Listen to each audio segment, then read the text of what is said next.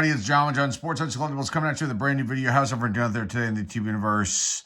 It's time for a new video, and I'm going to share with you a mistake. Yes, a mistake that I made. Yeah, I made a mistake on eBay. I'm a real perfectionist, guys. If you don't know that already, if you've been watching my channel for the last going on 6 years, you know that I'm kind of a stickler for certain things, especially when it comes to eBay. But yes, I made a mistake. It's a simple mistake, and it's rectified, but I wanted to share it. It's how I am. I am a very transparent, truthful individual. Those of you who deal with me on the business side know this. Those of you who used to come to our live auctions know this. And the viewers who have been watching my channel since the beginning know this as well. And the few YouTubers I've interacted with know that I'm extremely honest, transparent.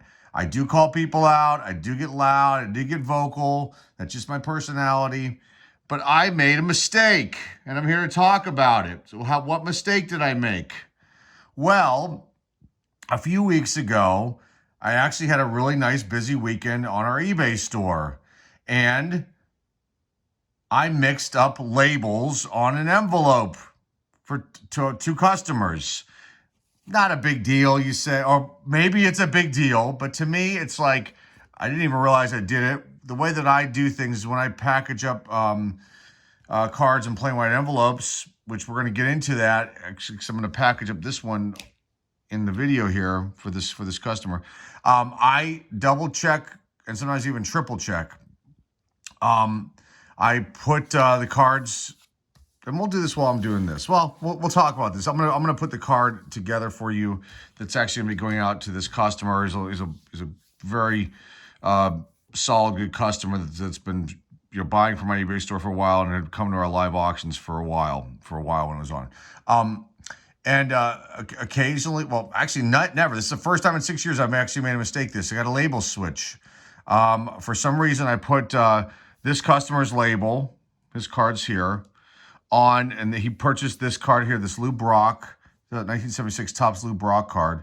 And I put his label on another customer's envelope. I don't know how, but it did. And the other customer bought a Juan Eichelberger error card from 1982 Donruss, which Daniel is the person who purchased this card. It was nice to send back to me. Now, the other customer, and I think he might be a watcher of the channel. I'm not 100% sure of that. I've messaged him. He did correspond with me once, but he hasn't sent anything back. And I just want to kind of get the Brock card back and put it back in the inventory. So since I didn't get that card back, I actually went the extra mile. Most eBay sellers probably won't do this, or maybe they will. I'm not sure. But for me, I knew that I'd make this right. So what I did was I contacted pretty much almost all my LCSs in my area here. And one thought they had this card. The other ones didn't. The one that thought they did, I went there because they said, oh, I'll be able to pull it out in an hour. They didn't have it. So then I went the second route. And, you go on eBay then. You talk to people. The LCS suggested a few sellers on eBay. And I found this card. It's in really, really good shape. It's probably the same, if not better, than the one that was purchased. And I actually have only one copy of this of my own in my collection. And I could have easily sent that to Daniel here, but it's the only one I have. I pulled it out as a child when it's 7, and it's kind of sentimental to me, and it's not nearly as in good condition as this one. So I purchased this for him, and he got a full refund from me, and he gets this card for free. As a way of apologizing, saying sorry for my mix-up, and a thank you for being such a good customer. And then I offered the same thing to the other buyer, and I only heard one little peep from him, and nothing else since then, and no movement. So it's just like, gosh, okay. Anyway, I wanted to share this with you guys, and just show you how I operate. Most of you guys, I think, know this already. So here's this card. I'm going to show you also how to properly package this up. Yeah, I'm going to do that right now. Okay, so first you see here, I put it in a top loader. Then I put, well, first card goes in a penny sleeve, then in a top loader. Now, The seller, I'm not going to call them out. They seem good. They got good feedback. The seller that I bought this from sent this to me. And again, I'm a perfectionist, but this could be a lesson for this seller and also other sellers out there of how to do this. Now, he didn't put any tape around this envelope, which I'm going to show you how I do it. I'm really, really picky about stuff. I want to make sure things don't get damaged. This car was not taped to the invoice here. As far as the holder, that is, it came in a semi-rigid. These are the ones you send into PSA when you're going to get your cards graded. But you put the cards in a penny sleeve, and the card's in here without. Some people are old school; they don't like doing it that way. I'm like a stickler for this stuff. I want to make sure that it's done right. So that seller seems like a good seller. I think 100% feedback. Didn't package it the way that they probably should have. And this is the way I do it. So, okay. And then Daniel also sent the card back to me, and he also said he sent me a surprise in here. So that's really nice. We're going to show that at the end. So here's what I do. Take packing tape here. You can this is just duck. You can get any of this. Spend some money, guys. You're out there on eBay and you're selling. Spend some money. Not a lot of money. You're not going to break the bank, but do the right thing. Get some tape. Get some top loaders. Don't use these, okay? And do it the right way. So I tape this in here. Why? So it won't flop all around the envelope. Then I fold this over like so. Look at that. Then I fold this part over right here. Boom. And then this is going to go on the envelope, which is here. Now, I will give him the seller. He did use a thicker stock envelope, so maybe that's why he doesn't use tape on this, but I still wouldn't take any chances. This can still get ripped. These go through a machine, and it has to be flexible. This is flexible. I've only had a couple of these come back, maybe out of the hundreds and hundreds and hundreds of singles that we sold, maybe 5, 6 tops. We're talking probably over close to 1,000 raw cards have come back, only 5 or 6, because of what will happen is occasionally, it's rare, something might happen. This might not go through the machine properly or something like that. But usually it's just the same thing can happen with any of these plain white envelopes. But and they'll flag it for saying that it's a package. It's not. This is eBay's way they want you to do it. So anyway, here's the way I do the rest of it. Take your tape. And I probably have already, this is probably the second or third time I've showed this in a video before, but I'm going to show it again. I'm like I said, a perfectionist. You fold the tape down, make it all nice. There's that, what I do on the top.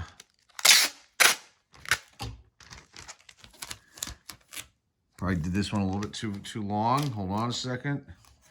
Got the scissors here. Again, this is the way I do it, guys. You don't have to do it this way, but I'm telling you, read our reviews on our eBay store. You can tell people are happy with the way things go over here. And I make sure that everything's safe. You read other eBayers reviews. In particular, I'll say right now, Chasing Cardboard. I've talked about them on the channel many times. And the Chasing Cardboard fans probably will get mad. But they've got the worst customer service, from what I can tell. Pretty bad. They've got issues with where they send things to. They don't learn. Read their reviews. That's how I do it, guys. Tape all the way around, and then the label will go on here. I'll actually try to probably print out Daniel's label again.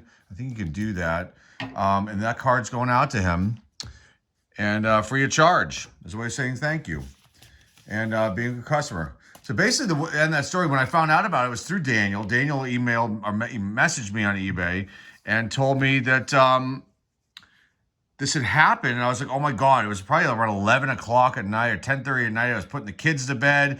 I had the dog over here. I was putting the dog in the he's still a puppy, so he was he used to stay in the crate thing when he sleeps still for a little bit longer. And then this message comes through, and I don't like to see things like that. It's very upsetting. I'm like, oh my God, I made a mistake like this. I've got to fix this. So I immediately messaged him back, apologizing, telling him what I was going to do. Reached out to the other buyer, sent him the same thing, said, hey, I made this mistake. Because both of them had received their cards. Or they both had received their cards, obviously. But there's the story. So Daniel sent this back to me, this Juan Eichelberger. So we're going to take a look at that. And he said he's put something else in here. And again, I don't mean to harp on like Chasing Carbo, for example, just as I was showing you guys this. But, it's just like, if you're a seller on eBay, do the right thing. It's simple. It's called having good customer service, taking care of your customers. Like, would they ever do this, what I'm doing now? Like, talk about a mistake they made? Like, before, like, there was never going to be anything like with this, like there would be like with the, the autograph scenario that they had and all that stuff like that. But they would never come on and make a video about a mistake they made like this. They wouldn't. Okay, let's see what he said. He put a note in here, too. Oh, there's a cord. He put a nickel in here. What did you do? Is that it? No. Just the Juan Eichelberger. I thought there was something else in there. He put a nickel in. Oh, wait, what is it? A special nickel? Maybe it's an old nickel here. Hold on a second.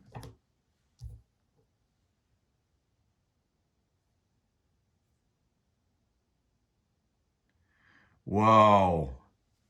I think he sent us a 1943 nickel.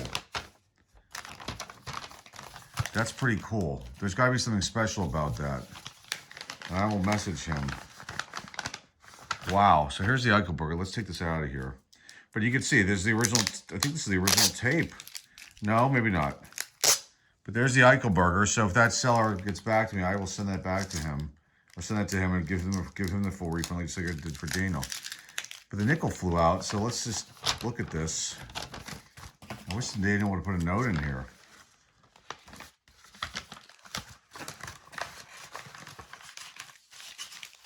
There's got to be something with this nickel. There's got to be. Let's just look here while I'm filming this. I was not expecting that. I thought it would be a card or something, something interesting. But this could be even more interesting. Let's see. 1943 nickel. See, there's got to be something with this nickel. Jefferson nickel.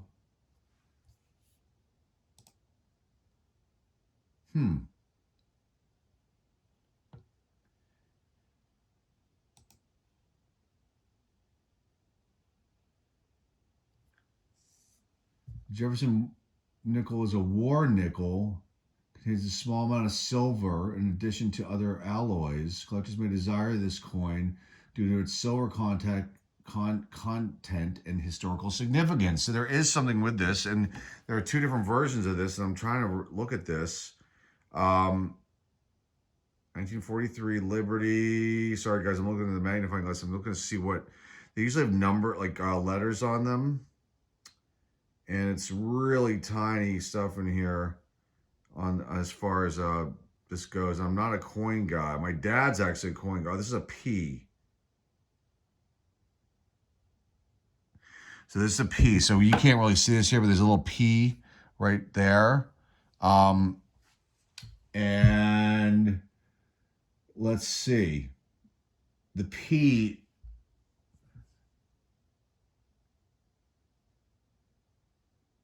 I'm not sure how rare it is. It might be pretty rare, but it's still a really cool item. Thank you, Daniel.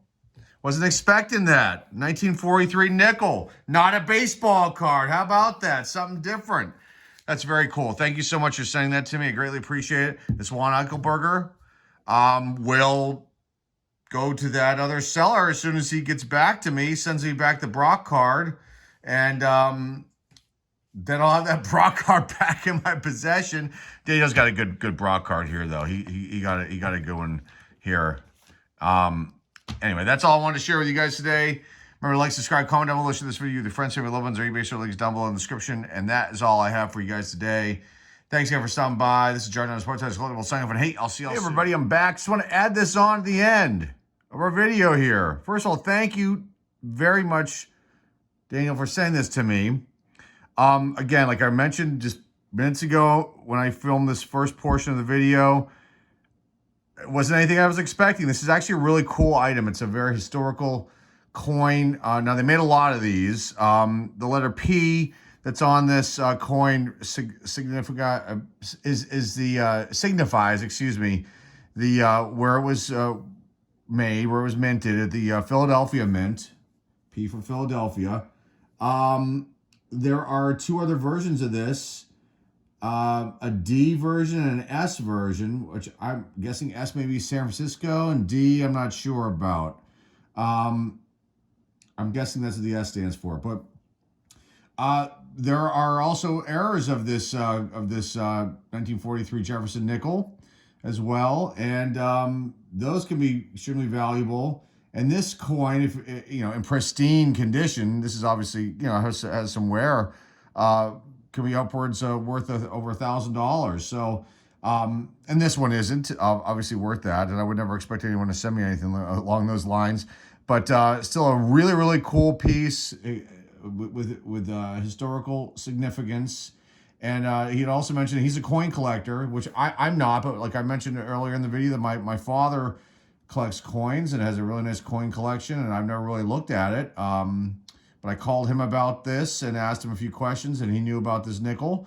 And then I reached out to Daniel as well, just to make sure that I could make a video talking about my ordeal on eBay, my mistake that I made. Because we're all human, and like I said earlier, I'm very transparent and like to be honest with people and let people know about things. And this is behind the scenes stuff that nobody would really know about, but I wanted to share it. And he said, no problem, make the video. I'd already made the video. I just wanted to okay it with him before I posted it. But I added this part on at the end after I filmed the first portion of it. So I wanted to throw that in there, give another thank you and a shout out to him. So thank you very much for sending this to me, Daniel. I greatly appreciate it. And to that other buyer for the Juan Eichelberger card, please respond to me, return the other card. I offer to pay for the postage on the return too as well, and also give them a full refund and send them the correct card for free of charge. I haven't heard anything, just one peep about I don't know, 5 or 6 days ago, but nothing since then. So I really would hope that person reaches out to me. I'll try them again one more time too on my end just to see maybe something happened with the holidays and whatnot. People get busy. But anyway, I just want to throw this little 3-minute extra bit in, give you a little more information about this. It's definitely a unique item. Gifted to me, greatly appreciate it. I don't ever ask for things from people. We don't do fan mail Fridays or anything like that. I never ask for people's things to be sent to us. So when I get something like this out of the blue, it's pretty cool. So thank you again, and I appreciate you guys watch this. Remember to like, subscribe, comment down below, share this video with your friends, family, loved ones, or eBay store links down below in the description. That is all I have for you guys today. Until next time, folks, this is John on Sports Collectible signing off, and hey, I'll see y'all soon.